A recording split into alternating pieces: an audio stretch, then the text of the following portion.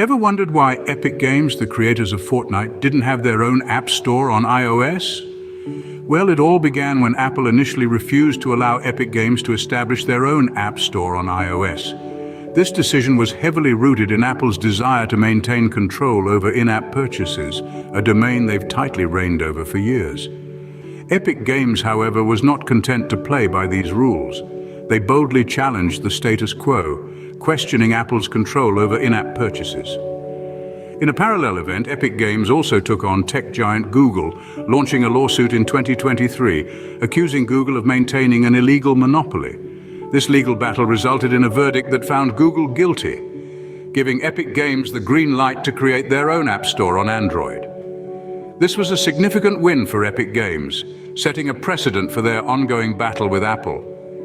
A similar lawsuit was launched against Apple in 2021, which Apple won, but with a caveat.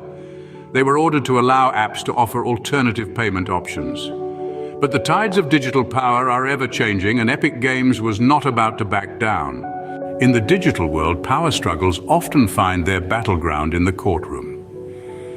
The legal battles between tech giants Epic Games, Apple, and Google have been no exception.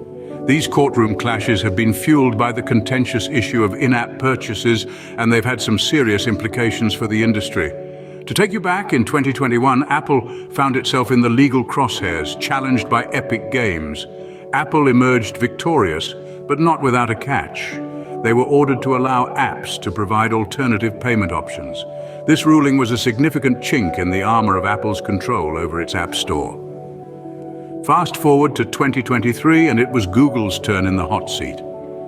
This time, Epic Games emerged as the victor, with the court ruling that Google was guilty of maintaining an illegal monopoly.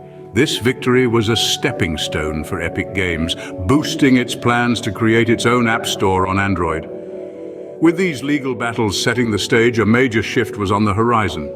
Enter the European Union officials and the Digital Markets Act. Now, this is where the plot thickens.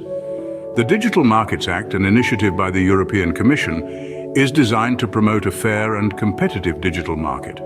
This act requires App Store developers to allow third-party vendors, shaking up the status quo. The aim is simple yet profound: to foster competition. It's designed to break down the walls of the digital playground, inviting everyone to have a fair shot at success. This isn't just about Epic Games and Apple, it's about all the small and medium-sized enterprises that dream of competing on an equal footing with the tech giants. But how does this tie into our story? Well, the European Union officials played a crucial role. Upon the passage of the Digital Markets Act, they threatened to investigate Apple's refusal to allow Epic Games to have its own app store. This was the spark that ignited the change. The threat of an investigation was a game changer. It was the catalyst that pushed Apple to reconsider its stance, to reassess the rules of the game. And so, under the shadow of the Digital Markets Act and the watchful eyes of European Union officials, Apple reversed its decision.